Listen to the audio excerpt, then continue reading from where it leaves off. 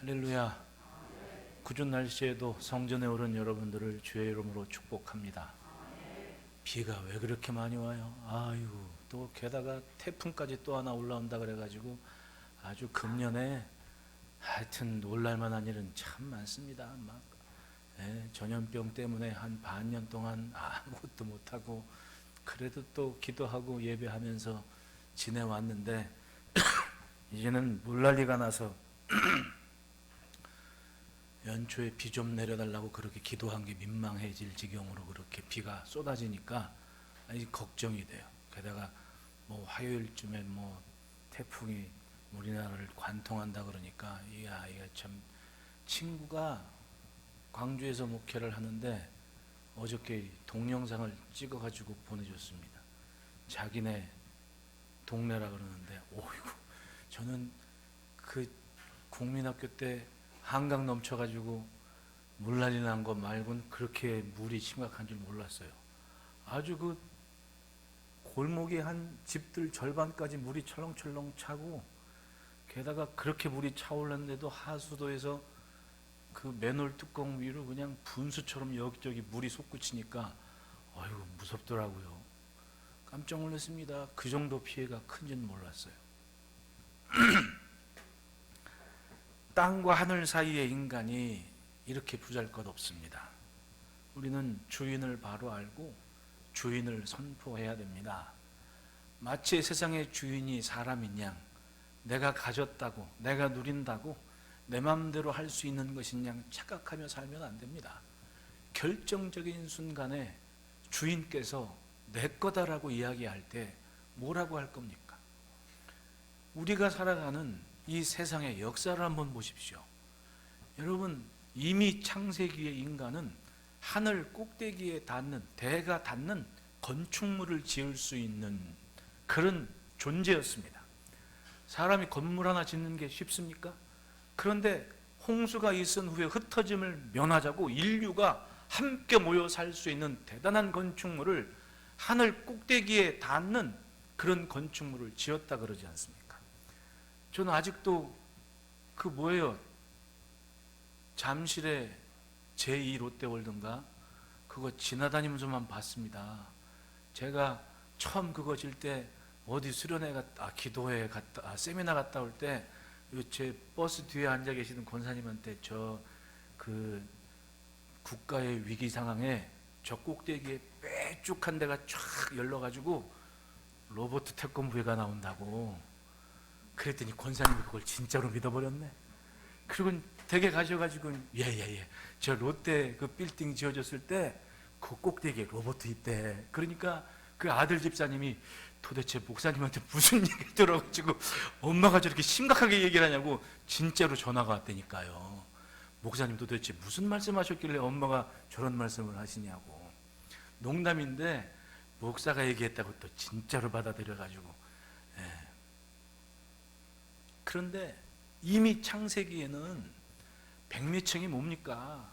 그 인류가 함께 모여 살 수 있는 건축물을 지었다 그러잖아요. 여러분, 건축물은요, 높은 건축물일수록에 그 사람의 또 그 시대의 부와 명성 혹은 권력을 상징하는 거예요.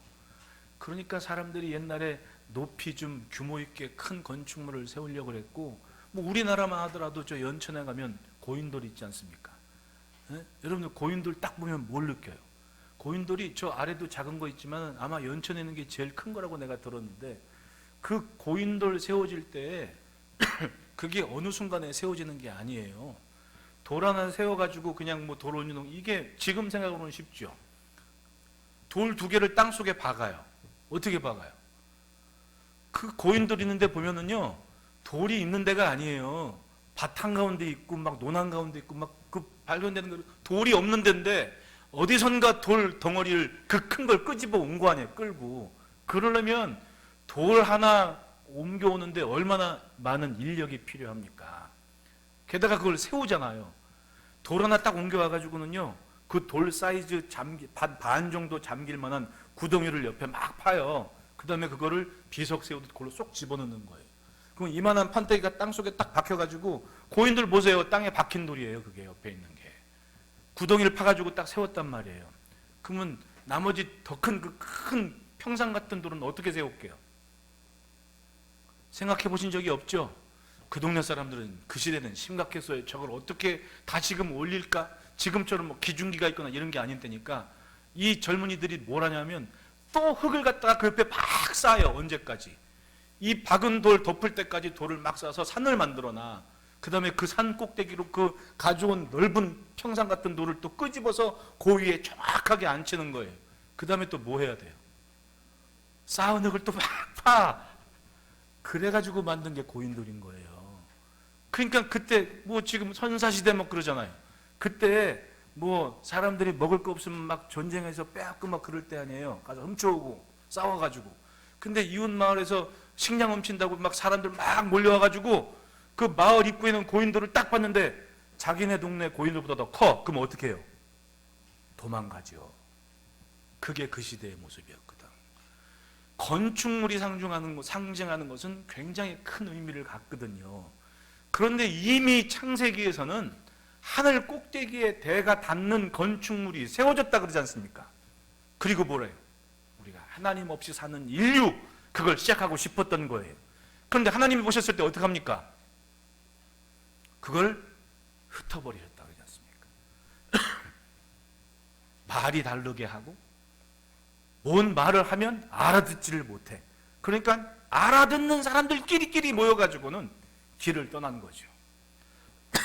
그렇게 흩어지고 나뉘어지고 따로따로 살게 되는 거예요. 그게 바로 인류가 흩어지는 시초였습니다. 뭐 때문에? 주인 없이 살려는 마음. 지금 우리가 사는 세상을 보십시오. 건축이면 건축, 의술이면 의술, 과학이면 과학.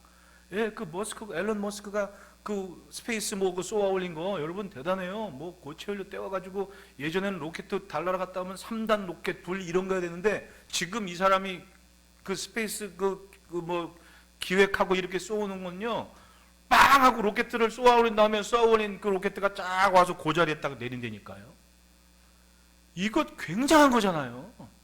그렇게 되면 우리가 어렸을 때 공상과학 만화 영화 보듯이 그냥 좋은 우주선 하나 타고 그냥 지구 밖으로 술 나갔다 올 일이 멀지 않았다는 얘기입니다. 대단하죠.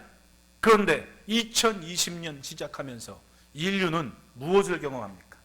나라는 나라대로 모두가 다 그 밖을 나갈 수 없는, 그리고 흩어진 채로 살 수밖에 없는 고립을 경험합니다. 다 어떤 나라가 뭐 경제 대국 미국 뭐 조금 있으면 뭐 중국이 미국을 추월한다 그러면서 뭐 돈이 자본이 중국으로 모인다 뭐 그런 뭐에 다 잘렸습니다. 다 단절이 됐습니다. 그리고 고립을 경험해야 됩니다. 사람의 힘으로 무엇이든 가능해요. 하나님께서 허락하시는 만큼은. 그러나 그렇다 할지라도 주인을 분명히 하지 않으면 한순간에 하나님은 모든 것을 멈추게 하십니다. 몇 년째 제가 항상 얘기하는 스톱 사인이 있으면 멈출 줄 알아야 돼요. 그리고 생각을 하죠. 살펴야 됩니다. 그런데 그걸 무시해서 사고가 나는 거 아닙니까? 정지선을 지키지 않아서 사고가 나는 거예요. 지금 세상은 그렇게 고립을 경험합니다. 이 시대에 우리는 무엇을 경험해야 됩니까? 이 시간에 과연 우리의 주인이 누구신지, 우리가 섬길 참 주가 누구인지, 무엇인지 그걸 분명히 고백해야 되죠. 바벨탑 쌓고 흩어진 인류나 2020년의 인류나 뭐가 다르겠습니까? 그냥 다 끼리끼리 나누어준 채로 살아낼 수밖에 없는 거예요. 우리가 이 땅을 살면서 해야 하는 일이 그겁니다. 마주보고 인사합시다. 하나님이 주인이십니다. 오늘 이사야 선지자는 가장 부유한 때, 가장 유다 민족이 번성한 그때에 하나님의 말씀을 선포했는데 어제 오늘 선포하지 않았습니다. 이사야서 1장 1절 말씀에 이르면 유다왕 우시야와 요담과 아하스와 히스기야 시대에 라고 얘기를 해요. 자 보십시오. 이사야가 하나님의 말씀을 선포할 당시에 왕들이 한 명이 아니었어요. 몇 명의 왕이 거쳐갔냐? 첫째 우시야 왕, 둘째 요담, 셋째 아하스, 넷째 히스기야, 그리고 다섯째 므낫세 왕 때에 이사야가 므낫세 왕에 의해 죽임을 당합니다. 5 왕이 나라를 통치할 때 한결같은 메시지를 전했습니다. 그게 뭡니까? 하나님 제대로 믿으라는 거예요. 다른 게 아닙니다. 쉽게 말하면 하나님을 제대로 믿어야 된다. 6장을 보면 우시야 왕이 죽던 해에 하나님께서 나타나십니다. 분명히 하나님께서 주인 되신 것을 이사야가 보게 하십니다. 그게 뭐예요? 우시야 왕은요, 다윗 왕 이후로 이스라엘과 애굽 사이에 껴있던 유다가 굉장히 번성할 만큼, 그리고 군대 부국 강병을 이룬 왕이었거든요. 그 왕이 덜커덕 죽어버립니다. 게다가 그냥 죽은 것도 아니야. 사실은 좀 잘 되고 뭐 권세 있고 힘이 있으니까 성전에 들어가서 자기가 제사 드리겠다고 막 제사장들 제치고 나선 겁니다. 그러니까 제사장들이 안 된다고, 왕이요 무슨 망발이냐고 막 하니까 무슨 소리냐고, 내가 왕인데, 그리고 자기가 번제를 드린다고 향을 피운다고 난리를 쳤다가 어떻게 됐습니까? 운동병에 걸렸습니다. 나병 환자가 된 겁니다. 그 순간 격리가 됐어요. 위패가 된 거야. 그리고 아들 요담을 세워서 섭정을 할 수밖에 없는 거지, 우리식으로 얘기하자면. 그게 그 배경이었던 거예요. 근데 그나마 나병 환자가 돼도 이렇게 저렇게 하고 나라를 다스리니까 잘 되는 것 같은데, 제일 중요한 게 뭐냐? 아들 요담이 성전에 번제된다고 까불다가 나병 환자가 들어본 아버지를 봤어요. 무서워요, 안 무서워요? 엄청 무서웠지. 성전에 갔어요, 안 갔어요? 못 가는 거예요, 무서워서. 무엇 때문에 그 일이 있었는지는 생각할 수가 없어. 아버지가 성전 갔다가 나병 환자 됐다, 이것 때문에 점점 멀리 했습니다. 그리고 그게 이제 우시아의 손자까지 간 거지. 누구? 아하스. 성전에 갔어요, 안 갔어요? 발자국도 안 했지. 하나님이 답답하셔서 이사야 선지자한테 아람과 이스라엘이 연맹을 맺고 유다를 공격해 올 때 걱정하지 말아라, 저거 타다말은 부지깽이니까 가서 왕한테 이야기해라, 징조를 구하라고. 그리고는 이사야 선지자가 신나가지고 나라의 위기 상황에서 왕이시오, 걱정하지 마십시오, 하나님께서 다 구원하실 겁니다, 왕이시오, 징조를 구하십시오 하니까 아하스가 뭐라 그래요? 필요 없다고. 난 하나님께 징조를 구하지 않겠다고. 이것이 그 시대의 믿음이고 신앙의 현주였던 거예요. 아버지가 하나님 엉망으로 믿으니까 아들과 손자가 하나님 없이 살겠다고. 그런 시대가 돼버린 거예요. 얼마나 슬픕니까? 나라가 잘 살게 됐으면 뭐예요? 하나님 없고 주인도 없는 그런 삶이 됐습니다. 자기 마음대로 사는 그런 시대가 됐던 겁니다. 게다가 아하스, 이 우시야 왕의 손자는 이스라엘하고 그리고 아람 족속이 함께 연맹을 해서 쳐들어오니까 조공을 바친다고 그 위에 있는 아수르 족속한테 찾아가죠. 다메섹까지 사람 보내가지고 그 북쪽에서 이스라엘 좀 쳐들어와 달라고 뇌물을 주고 전쟁을 부추긴 거 아니에요. 그러니까 아수르가 아람하고 그 이스라엘의 백왕을 좀 정리하고 북쪽 땅에 좀 평정을 찾을 쯤 된 겁니다. 아하스가 신나가지고 거기까지 갔어요. 다메섹 가가지고는 뭘 한 겁니까? 자, 보세요. 아버지 요담이 성전에 가까이 하지 않았죠. 우시야 왕이 성전에서 자기 마음대로 제사하다가 나병 환자 됐죠. 그러니까 아하스는 성전에서 예배하거나 하나님을 존중하는 삶 자체를 배우지를 못한 사람이에요. 뭐가 좋아 보입니까? 아수르의 우상이 더 세 보인 거야. 그리고 뭐라 그래요? 편지를 써서 내가 여기서 이 우상의 제단을 예루살렘으로 가져갈 테니까 제사장한테 편지에 미리 준비해 놓으라고. 그리고 아예 성전에 다메섹의 우상을 갖다 놓은 왕이 아하스였습니다. 왕이 금왕으로 살 때 백성들의 삶은 오죽했겠냐고요. 그때 선지자 예사야가 하나님의 말씀을 전한 겁니다. 보십시오. 이사야서 1장 2절 3절 말씀을 같이 한번 읽어봅시다. 시작. 하늘이여 들으라, 땅이여 귀를 기울이라.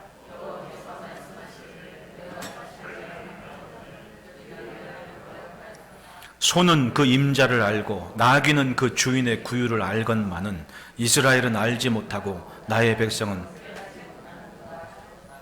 하나님의 백성이 주인이 누구인 줄 몰라요.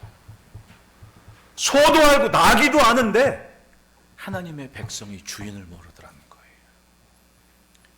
여러분, 애완동물 집에 반려견, 반려묘 이렇게 키우시는 분들 계시잖아요. 주인을 알아봐요, 못 알아봐요? 내 친구는요, 강아지가 주인을 알아본다고 생일잔치까지 해주더라니까. 어휴, 난 놀랬어요. 에? 그 작년 어느 때인가 우리 권사님네서 애들 이어져 아토피 이런 것 때문에 그 강아지를 어떻게 할지 몰라가지고 내가 그 친구는 제가 별명을 이순재라고 불렀거든요. 이순재 씨라고 그랬어요. 왜냐하면 이순재 씨 어디 가면 맨날 그 꽃보다 할배 보면 막 거위도 오고 강아지도 오고 비둘기도 오고 막 그러잖아요. 근데 이 친구는 뭐 미국 가면 미국 다람쥐, 저 어디야 저 캄보디아 가면 캄보디아 다람쥐 별게 다 와요. 그래갖고 이순재가 똑같다고 내가 그랬는데 그렇게 잘 따라요. 그게 생각이 나가지고 혹시 강아지 필요하냐고 그래서 아유 좋다고 막 둘이 사모님이랑 둘이 와가지고는 그 밤중에 와가지고 그걸 데려갔거든. 근데 1년 됐다고 생일잔치를 해주더라니까. 아주 그 집은 딸이 넷인데 딸 넷에 어머니 아버지 자기들까지 아주 껌뻑껌뻑해. 그렇게 잘한대. 심지어는 설날에 세배도 한대. 걔가 거짓말하지 말라고 그래. 진짜라고? 왜 못 믿냐고.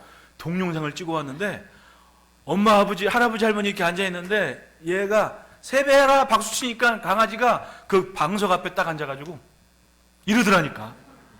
와, 주인을 안다는 거 이게 얼마나 신나겠어. 그러니까 그 집은 그거 보면 껌뻑껌뻑해. 아주 그냥 그 개만 보면 와, 그 정도인 줄 몰랐네. 그런데 여러분, 오늘 보면 말씀에 그때 당시에 예루살렘에 있는 성도들, 하나님의 백성들이 뭐라 그래요? 소도 나기도 주인을 아는데 내 백성이 이스라엘이 알지 못하고 나의 백성이 깨닫지 못한다고. 하나님이 얼마나 속상하셨겠냐. 그들은 하나님을 거역했습니다. 하나님의 말씀을 듣지 않습니다. 하나님도 그들을 보고 탄식하십니다. 4절 보십시오. 슬프다 범죄한 나라여, 허물진 백성여, 행악의 종자여, 행위가 부패한 자식이로다. 그들이 여호와를 버리며 이스라엘의 거룩하신 이를 만홀히 여겨 멀리하고 물러갔도다. 몸은 있어요. 번제도 드립니다. 제사도 드려요. 예배도 합니다. 제물도 드립니다. 그런데 뭐가 문제예요? 저들의 삶은 하나님을 거역하는 자들의 삶이 되어버린 거예요. 몸뚱아리는 성전에 올라왔는데 삶은 성전 밖에 있는 것과 도무지 다르지 않더라는 겁니다. 몇 년째 강조하지만 여러분, 레위기에서는 분명히 말씀해요. 하나님의 백성이 사람다운 삶을 살지 않으면 땅이 사람을 토해낸다 그러는 거예요. 믿으십니까? 레위기 18장하고 20장에 얘기해요. 사람이 사람답지 못하면 땅이 사람을 토해버린다고. 세상에 벌어지는 자연재해를 보십시오. 여러분, 사람이 살만하지 못하면 땅이 사람을 토할 수밖에 없는 거예요. 누구는 살고 누구는 죽는데요, 그거 여러분 뭔가 좀 나아서 산 게 아니에요. 그냥 하나님께서 조금은 남겨두셨습니다. 왜? 제발 사람 구실 좀 하라고. 9절 말씀 보십시오. 만군의 여호와께서 우리를 위하여 생존자를 조금 남겨두지 아니하셨다면 우리가 소돔 같고 고모라 같았으리로다. 바꿔 말하면 남겨두신 그 생존자는 제발 사람 구실하고 하나님의 백성다운 삶을 살아내야 된다는 기대감을 가졌기 때문에 남겨둔 것이, 더 낫기 때문에 남겨둔 것은 아니라는 거예요. 요즘 보십시오. 사람이 하루아침에 운명이 달라지는 거예요. 멀쩡한 사람이 자기 일 한다고 갔는데 그냥 뉴스 보십시오. 얼마나 가슴 아파요. 멀쩡한 사람들이 그런 재난을 봐요. 우린 나아서 그런 일 없습니까? 똑같은 거예요. 그러나 하나님께서 선을 정해주고 어디는 살고 어디는 죽는데 그건 사람 마음대로 할 일은 아니라는 거지. 다만 살아만 남는 사람들이 생각할 것은 내가 지금 왜 살아있는가, 이걸 분명히 깨닫고 그걸 지키는 삶을 살라는 겁니다. 전염병 때문에 난리죠. 가슴 아픈 일들이 많아요. 분명한 것은 물이라고 그 위험이 비껴가진 않아요. 이번 주에도 뭐 도봉구 어디 창동 어디에 막 한 3명 뭐 쌍문역에 확진자 다녀갔다면 나도 가슴은 덜컹덜컹해요. 막 권사님들 지하철 타고 쌍문역에서 지하철 타고 다니는데, 예? 장로님들 출퇴근도 하시고 그러는데, 예? 마음이 안 졸이겠습니까? 그거 한순간이잖아요. 예? 주중에 나온 어떤 교회는 뭐 교회에서 밥 한 것도 아니야 도시락 싸갖고 나눠 먹다가 그렇게 됐대. 저 강남 어딘가 한 분 다녀와가지고는 그렇대는데, 지금 그런 거예요 상황이. 애기들까지. 근데 누구는 멀쩡하고 누구는, 어떤 동네는 마스크 한 수가 해가라는데도 멀쩡한데 꼼꼼하게 손 닦고 뭐 다 하고 그래도 그냥 어떻게 비껴가질 않는, 이런 사람의 힘으로 어찌할 수 없는 시대에 우리는 지금 살고 있는 겁니다. 어떻게 살아야 돼요? 정말 하나님께서 이 생존하게 하신 그 의미를 분명히 해야 됩니다. 그건 뭐냐? 주인을 인정하고 주인을 바로 알아야 되는 겁니다. 아무리 인간이 뭐 우주를 마음대로 왔다 갔다 하더라도 하나님께서 한순간 스톱하면 다 멈추는 거예요. 어디 마음대로 갑니까? 예? 못 가죠. 예? 나라 밖을 간다고 못 가는 거예요.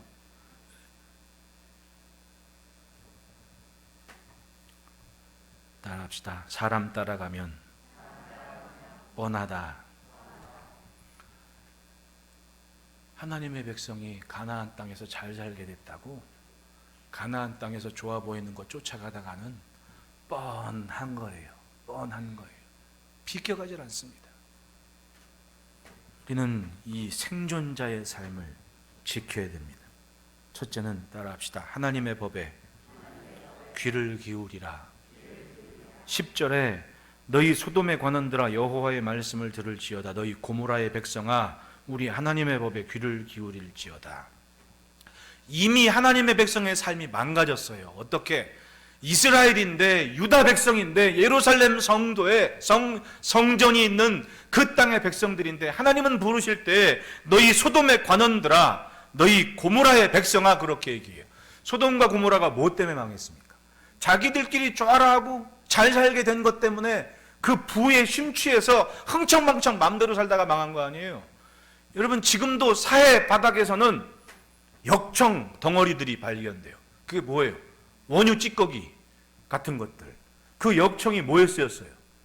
노아가 방주 질 때 그 나무들 사이에 안쪽에서 방수 처리한다고 그거 발랐던 거예요. 근데 그게 거기서 발견됐다는 이유는 뭐예요? 소돔과 고모라 땅은 이미 그 멸망 이전에 뭐가 있었다는 얘기예요? 역청 구덩이들이 있어가지고, 예? 얼마 전에 뉴스에 나왔죠? 이스라엘이 유전 발견해가지고 대박 터졌다고. 그 원유 찌꺼기들이 거기서 발견된 거예요. 거기서. 그리고 중요한 것은 애굽에서 발견된 그 배들의 흔적에서 그 역청 원유의 원소 그걸 분석해 봤더니 소돔에서 출토되는 역청하고 똑같더라는 거예요. 그 말은 뭐예요? 그때 당시에 소돔과 고모라는 그걸 자원으로 해서 잘 살았다 못 살았다? 잘 살았다. 잘 살게 돼서 흥청망청 살다가 결국은 유황불이 떨어져 가지고 흔적이 사라질 만큼 그렇게 멸망했다는 거 아닙니까? 뭐 때문에? 그게 언제적 얘기예요? 창세기 13장 얘기입니다. 예. 흩어진 민족들이 이맘저맘 살다 보니 잘 살게 됐는데 잘 살게 됐다고 마음대로 살았습니다. 뭐하고? 주인을 모르고 살더라는 거예요. 주인을. 그런데 하나님은 그 소돔과 고모라를 이스라엘 백성들을 유다 민족을 그렇게 부르고 있는 겁니다. 소돔의 관원들아 고모라의 백성들아 따라합시다. 사람은 속여도 하나님은 못 속인다. 겉모습은 성전에 오르는 하나님의 성도의 거룩한 성의 백성인데 그들의 실제 속사람은 삶은 세상 사람들인 거예요. 사람들은 제사하며 흘리는 눈물과 기도에 감격하지만 사람은 그 모습에 속지를 않아요. 하나님은 그 모습에 속지를 않으십니다. 죄 짓는 사람들의 특징이 뭐예요? 죄는 덮어버리면 되는 줄 알아요. 근데 여러분 따라합시다. 덮으면 썩는다. 그건 100%예요. 덮어놓으면 썩는 겁니다. 죄는 하나님께 구하고 죄사함을 받아야 돼요. 그게 번제고 제사고 예배였던 거예요. 그런데 번제를 드리고 제사하지만 이스라엘은 삶을 지켜내지를 않았습니다. 우리가 연초에 살펴본 다윗의 탁월함이 뭐였습니까? 죄를 덮어두질 않았습니다. 말씀에 부딪힘이 있을 때 그걸 끄집어내고 밤이 맞도록 기도하며 하나님께 회개했습니다. 용서해 달라고. 왕이지만 하나님 앞에 솔직했습니다. 그건 뭐예요? 내가 왕인데 진짜 왕은 하나님이시라는 고백 아닙니까? 하나님은 기꺼이 다윗을 용서하셨고 항상 이스라엘 백성들에게, 왕들에게 요구하는 것이 있습니다. 너가 다윗의 길에 있느냐 없느냐. 그게 왕들을 평가하는 기준이 되어버렸습니다. 얼마나 놀라워요. 그 말은 뭐예요? 하나님의 말씀과 하나님의 법에 귀를 기울이고 하나님을 인정하는 삶을 살아내라는 겁니다. 그것이 생존자의 삶인 겁니다. 우리가 사는 세상에 뭐가 부족해요? 부족함이 없는 세상을 살아요. 모두가 다 마음만 먹으면. 그런데 심지어는 예수를 믿는 사람들도 하나님 없이 사는 사람하고 똑같이 사는 모습이 있더라니까요. 정말 그래요. 마주보고 인사합시다. 예수 잘 믿읍시다. 얘기했죠. 가정이 그래서 중요한 거예요. 딴 거 못하고 가정에서 예배하고 지킬 수 있는 이때에 여러분, 뭔가 이것저것 하지 못할 때는 기본적인 것에 집중하면 돼요. 네. 딴 데 못 가면 내 집에서 내 식구들하고 잘 믿으면 될 거 아니에요. 거기서 기도하고 거기서 예배하고 식구들끼리. 지금 그거 할 때입니다. 아버지가 잘못 믿으니까 어떻게 됐어요? 요담이 성전에 오르지를 않았어요. 요담이 성전에 오르니까 아하스는 아예 하나님은 관심도 없는 왕이 돼버린 겁니다. 이게 할아버지, 아버지, 손주까지의 그런 얘기 아니에요. 왕들이 그 모양이니까 백성들은 오죽했겠냐고. 아이 왕이 저런데. 그러니까 결국은 껍질만 남은 신앙이 돼버린 거지. 한순간에 그렇게 된 게 아니라는 거예요. 그러다 예레미야 선지자가 외칠 때 어떻게 됐습니까? 아예 성전은 있는데 성전 때문에 얼마나 자부심 갖고 살았어요. 이 예루살렘 사람들이. 야, 우리 성전이 히스기야 왕 때 아수르 군대 18만 5천여도 끄떡없던 성전이다. 우리가 왜 망하냐고. 그렇게 자부심 갖다가 하나님께서 느부갓네살 통해서 야, 좀 쑥대밭 만들어라. 그리고 멸망한 거 아니에요. 껍질만 남으면 순식간인 거예요. 삶이 하나님의 법을, 즉 주인을 인정하지 않으면 끝은 뻔한 겁니다. 여러분, 이런 단절과 고립의 시대에 더 우리의 믿음의 정체성을 분명히 합시다. 생존자를 남겨두신 이유는 바로 그건 거예요. 둘째로는 따라합시다. 예배는 전환점이다. 예배를 드린 다음에는 뭔가 바뀌는 게 있어야지. 그러니까 예배한 순간은 확실한 전환점이 돼야 됩니다. 예배를 드리기 전과 드린 후의 삶이 같으면 안 되는 거예요. 11절 말씀에 여호와께서 말씀하시되 너희의 무수한 재물이 내게 무엇이 유익하뇨? 나는 순양의 번제와 살찐 짐승의 기름에 배불렀고 나는 수송아지나 어린 양이나 순염소의 피를 기뻐하지 아니하노라. 제사와 재물은요, 번제를 드릴 때 꼭 있어야 될 거였습니다. 하나님께서는 요구하셨습니다. 소를 바칠 사람, 양을 바칠 사람, 염소를 바칠 사람, 비둘기를 바칠 사람, 또 밀가루를 바칠 사람, 하나님은 그 수준과 형편에 따라 요구를 하신 하나님이셨어요. 근데 이 상황은 다 필요 없다 그런 겁니다. 왜 그래요? 그렇게 직접 말씀하신 제물일지라도 제사를 받고 또 받는데 삶은 형편없이 망가지고 있는 겁니다. 그러니까 내게 짐이고 내게 버겁다. 이젠 그만해라. 이 말씀을 하고 있는 거예요. 얼마나 엉망으로 살았으면 번제와 예배까지 하나님께서 부담스러워하겠습니까? 여러분, 사람만 부담스러운 게 아니에요. 하나님도 부담스러워요. 예? 어떤 사람들 뭐 부담스러워서요, 뭐 이런 얘기 잘하는데 우리 동네 말고. 그런데 하나님도 부담스럽다 하시더라니까요. 왜? 도무지 변화가 없는 거야, 삶이. 바뀌는 게 있어야지. 달라지는 게 보여야 될 거 아닙니까? 그게 없는 거예요. 그러니까 예물도 가져오지 말고 제사도 좀 그만하자 이런 상황인 거지. 우리의 신앙이 다른 것은 하나님의 말씀을 들은 후에, 예배한 후에 우리의 삶이 바뀐다는 거예요. 뭐 때문에? 전에는 몰랐었는데 말씀을 듣고 깨달아 알아서 그만큼은 살아낼 수 있다는 것이 감사한 거예요. 뭐 기도를 하고 응답받고, 솔직히 여러분, 절에 가도 기도하라 그러고 무당들도 기도해요. 해요 안 해요? 한다니까요. 예? 해요. 중요한 게 뭐냐? 그 삶의 정체성을 지배하는 말씀이 뭐냐는 거죠. 주인이 누구냐? 우리는 하나님을 예배하고 하나님의 말씀을 따르는 거예요.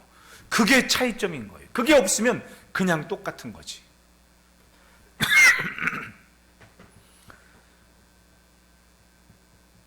하나님은 우리에게 성령을 보내셔서 하나님의 것을 깨닫고 알게 하셨습니다.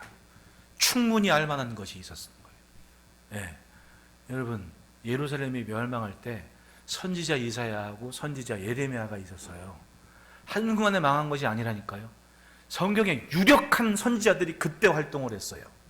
여러분, 이사야 선지자의 말씀을 잘 들으면 보십시오. 왕들이 우시야, 요담, 아하스, 히스기야, 므낫세, 열왕기서 역대서 중에서 이 5왕의 얘기가 휙 지나가는 겁니다. 얼마나 대단해요.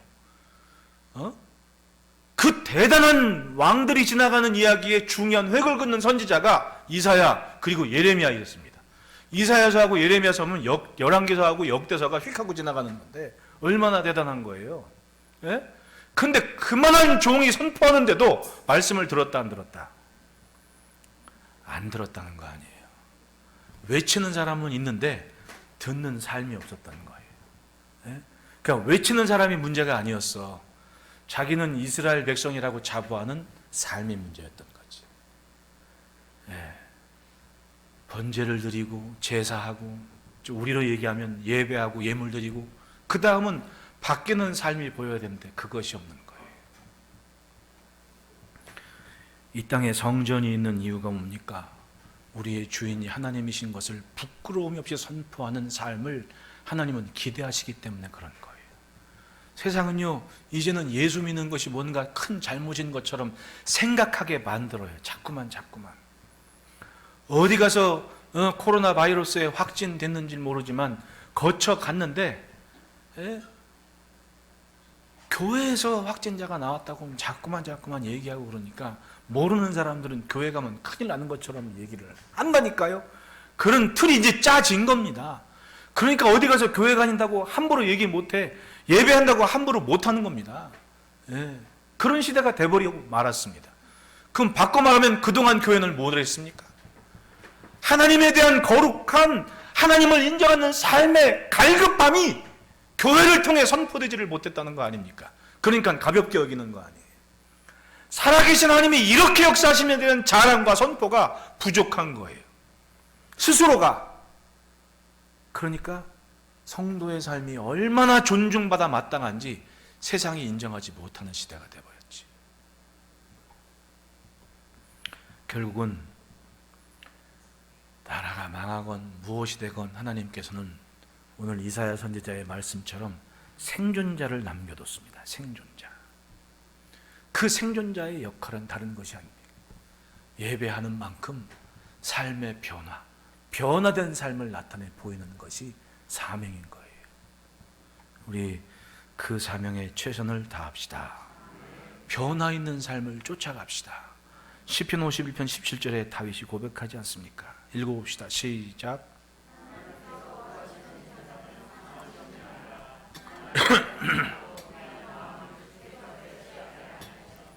예배는 삶을 돌이키는 전환점이 돼야 돼요.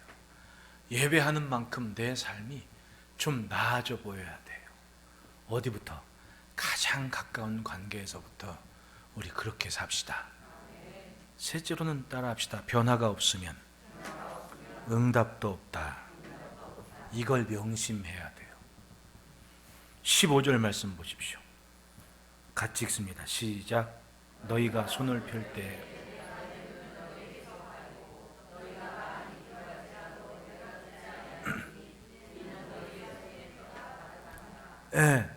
너희가 손을 펼 때 이때 당시에 기도의 모습이나 번제를 드리거나 이럴 때 손을 쫙 펴면서 하나님께 기도하고, 이 말은 우리로 바꿔 얘기하면 이제 기도를 시작하려고 쫙 하나님 하고 딱 쳤는데 하나님이 어떻게 하셨다고?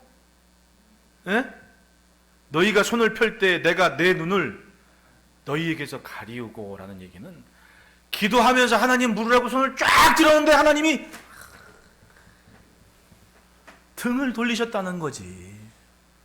안 보겠다는 얘기입니다. 그리고 안 본다고 안 하나? 주야! 그리고 이제 기도를 하고 소리를 외치면서 기도를 딱 하는데 뭐라 그래요? 너희가 많이 기도할지라도 내가 뭐 한다? 듣지 않겠다. 하나님을 찾는 손에 문제가 있었던 거지. 그 말은 삶의 문제가 있었다는 얘기입니다. 자기 마음대로 살면서 하나님 어쩌고 저쩌고 하면서 사는 삶. 무슨 응답이 있고 무슨 변화가 있겠냐는 얘기죠. 여러분, 예수님 가장 가까이 있을 수 있는 사람이 누구겠습니까? 자기를 버린 사람이에요. 이것저것 생각 않고 주님만 생각하는 사람이 예수님 가까이 있을 수 있는 사람. 예수님 직접 가까이 두신 제자 꼽으라면 12 꼽았습니다.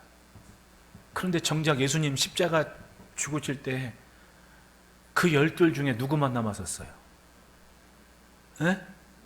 요한만 남았다니까. 다 어디 간 거예요? 겁도 나고 무섭고. 베드로 보십시오. 예수 믿는 사람이라 그럴까 봐 막 난리를 치고 3번 부인하고 닭에 꽂혀가고 오니까 쫓아나가가지고 통곡하며 울었다 그러잖아요. 근데 그 요한 보십시오. 누가 뭐래건 그냥 예수님만 보고 그냥 거기에 있었던 거지. 뭐 앞뒤 안 지고 그냥 주님만 본 거예요. 그러니까 십자가 위에서 예수님 사도 요한 바라보면서 보라 내 어머니라. 마리아에게는 당신의 아들이요. 그래서 사도 요한은 죽을 때까지 마리아 모시고 살았다 그러잖아요. 누가 예수님 가까이 있을 수 있습니까? 앞뒤 안 지고 그냥 순전히 주님만 바라보는 사람 아니면 주님 곁에 가까이 나설 수가 없는 거예요. 우리의 변화와 우리의 헌신과 우리의 삶에 정말 중요한 것이 뭡니까? 누구에게 하고 있느냐? 주님만 바라보지 않으면 나머지는 다 세상과 타협을 살 수밖에 없죠. 안 그래요, 여러분? 솔직하게 인정합시다. 이 위기의 시간에, 이 단절의 시간에 몸부림쳐도 제한될 수밖에 없는 이 시기에 우리는 인정을 해야 돼요. 내 주인이 누구인지. 그걸 찾지 않으면 재난과 고난은 끝이지 않습니다. 얼마나 물난리가 무서워요. 저도 초등학교 때는 물난리 났을 때 철 몰라가지고 그 물난리 난 골목을 헤엄치고 다녔습니다. 흙탕물을. 근데 지금 보니까 무서워요. 순식간에 그냥 다 떠내가는 거 아니에요? 다 떠내가는 거. 엊그제 결혼해서 내일 모레 애기 아빠 될 사람이 그냥 죽어버리지 않습니까? 이게 물난리인 거예요. 그게 내가 아니라고 누가 보장해요? 그게 난리고 재난인 겁니다. 좀 나아서 산다고 천만에 하나님께서 그나마 생존하게 남겨두시는 거예요. 이들이 할 일이 뭐냐고요? 분명해야 됩니다. 교회는 이 위기의 때 더 기본적으로 하나님을 예배하는 삶이 무엇인지 나타내 모여야 되고, 내가 성전을 얼마나 존중하는지, 내가 얼마나 하나님을 인정하는지 그 삶을 나타내 보이지 않으면요, 재난은 그치지 않는 거예요. 따라합시다. 성전이 답이다. 그러니까 여러분, 살아있으면 그만큼 정신 차리고 잘 믿어야 돼요. 그게 성도로서 해야 할 가장 중요한 일인 겁니다. 내가 뭐 몇 번을 기도했네, 금식했네, 그 백날 자랑해 소용없어. 이때 많았거든. 이때 한 번을 기도하더라도 기도한 만큼 살아내고, 한 번 말씀을 듣더라도 그만큼은 지켜낼 수 있는 용기 있는 신앙이 주인을 인정하는 신앙이고 주인을 아는 삶인 거예요. 그런 삶이 있을 때 하나님은 작은 소리로 읊조려도 응답하시는 하나님을 나타내시겠다는 거예요. 할렐루야. 다시 한번 마주보고 인사합시다. 예수 잘 믿읍시다.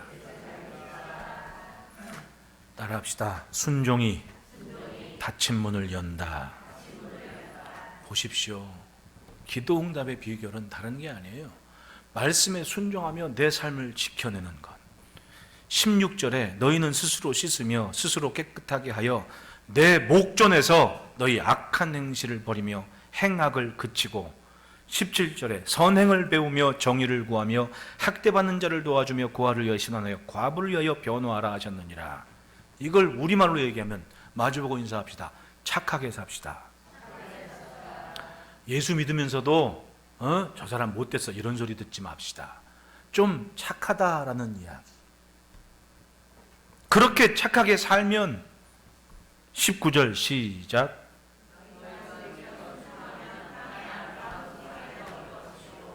네, 이게 답이었던 거예요. 이거다. 하나님께서 누리게 하실 것은 그 말씀에 순종하며 삶을 갖고 가는 삶. 그들이 있을 때 하나님은 기도에 응답하시는 겁니다. 그러므로 이 단절과 고립의 시간에 우리의 삶이 멈추지 않도록 내가 죽었는지 살았는지 알 수 있는 시간인 거예요. 죽음은 반응이 없어요. 여러분, 사람이 죽어가지고 이렇게 누워있는데 외친다고 듣습니까? 흔든다고 깹니까? 그냥 그게 끝인 거야. 멀쩡히 엊그제 본 모습인데 그냥 그 위에 누워있으면 끝나는 거지. 신앙이 그렇다는 거예요. 멀쩡한데 반응이 없으면 죽은 신앙인 거예요. 여러분, 재난과 고난의 때 주인을 선포하는 복된 삶이 되시기를 축복합니다. 우리를 살게 하는 것은 명성이나 규모가 아닙니다. 말씀 앞에 신실한 영혼이 세상을 살리는 하나님의 도구인 거예요. 고난의 때, 또 힘겨운 때에 주인을 선포하는 멋진 삶 되시기를 축복합니다.